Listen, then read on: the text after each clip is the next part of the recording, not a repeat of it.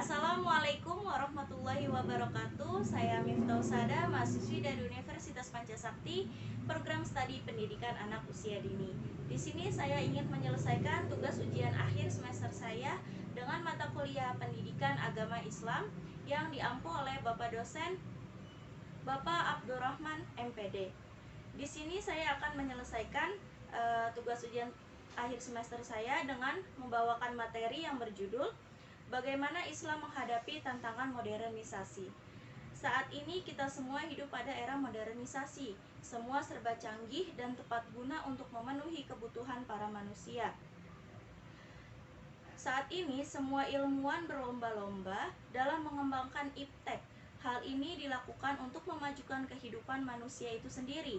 Pernyataan di atas menunjukkan bahwa Islam memiliki tantangan, karakteristik peran untuk menghadapi kemajuan-kemajuan dalam kehidupan manusia, serta perlu menjawab dengan tegas bagaimana cara menghadapinya. Islam, agama rahmatan lil alamin yang sangat mencintai ilmu pengetahuan, memiliki peran penting untuk menghadapi era deras tantangan yang terjadi dalam kehidupan, seperti tantangan dalam menghadapi modernisasi.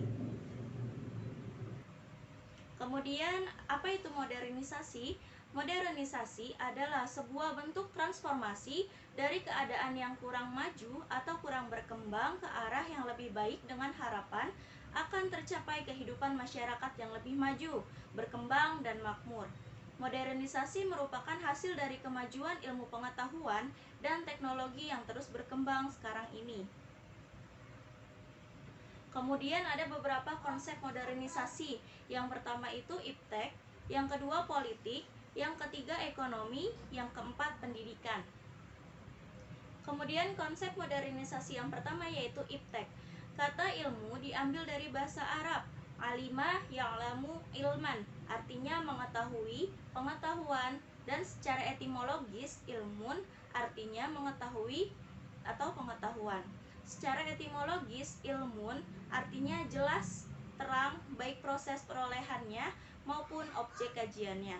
Allah Subhanahu wa Ta'ala menjanjikan orang yang beriman dan berilmu dengan kedudukan yang istimewa di sisinya. Begitu pentingnya ilmu pengetahuan bagi kehidupan seseorang manusia, sehingga Allah memuliakan orang-orang yang beriman dan berilmu. Kemudian yang kedua, konsep ekonomi. Prinsip ekonomi Islam sangatlah manusiawi, yaitu ditunjukkan cara mengeluarkan modal yang tidak terlalu sedikit dan tidak terlalu berlebihan. Dan kemudian keuntungan yang diperoleh adalah keuntungan yang pantas atau tidak berkelebihan dan merugikan banyak orang. Kemudian konsep modernisasi yang ketiga yaitu politik. Kesalahpahaman terhadap Islam sering muncul dan menyatakan bahwa Islam disebarkan dengan politik dan kekerasan, bukan dengan jalan dakwah dan kultural. Padahal Islam adalah agama yang menyayangi dan menghormati perbedaan.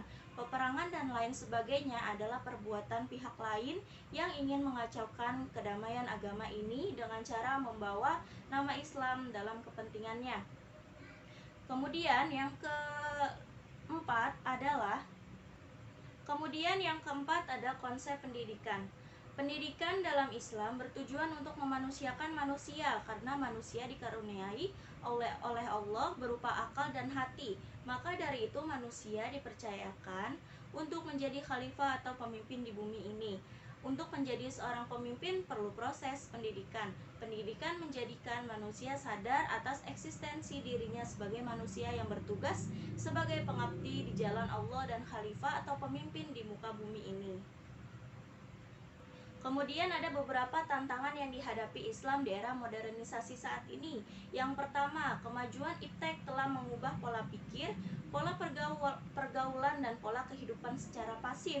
Kemudian yang kedua, industrialisasi dalam memproduksi barang dan jasa yang diperlakukan masyarakat, tetapi di sisi lain membawa dampak kepada wujudnya stratifikasi sosial yang tidak seimbang, yaitu kapitalis, sehingga mengakibatkan adagium di masyarakat, yaitu yang kaya semakin kaya, yang miskin semakin miskin. Kemudian yang ketiga, Kemajuan dalam bidang teknologi, komunikasi telah mengubah pola hidup masyarakat dalam segala aspeknya, termasuk pola keberagamannya.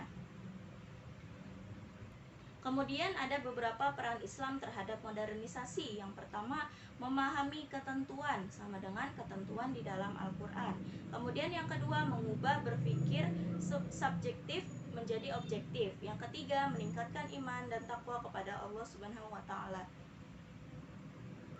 Nah, kesimpulannya di sini adalah modernisasi zaman sekarang berkembang sangat pesat, banyak diantaranya tidak sesuai dengan kaidah Islam.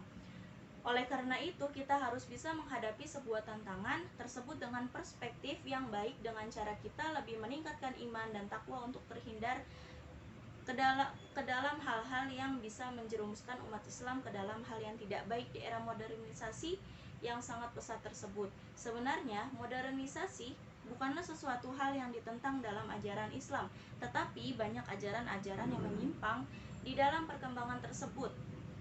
Untuk itu, kita dapat memahami dan meluaskan pandangan kita terhadap Islam. Akan tetapi, jika ada yang belum melekatkan diri kepada Allah, tidak ada kata terlambat untuk memperbaiki dan merubah diri sendiri menjadi yang baik, bahkan lebih baik.